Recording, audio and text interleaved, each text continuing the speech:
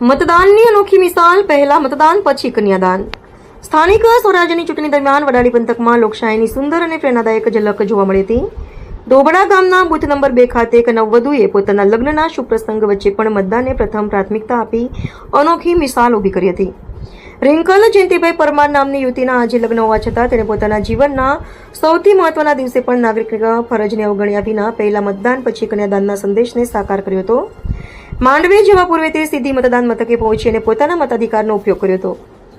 લગ્નના વસ્ત્રોમાં સજ્જ નવવધુએ મતદાન કરતા દ્રશ્યો જોવા માટે લોકોમાં ઉત્સાહ જોવા મળ્યો હતો.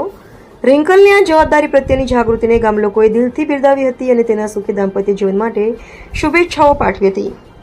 આ ઘટનાએ અન્ય મતદારો માટે પણ એક મજબૂત સંદેશ આપ્યો છે કે કોઈ પણ પરિસ્થિતિમાં મતદાન જેવી લોકશાહી ફરજને અવગણવી નહીં જોઈએ.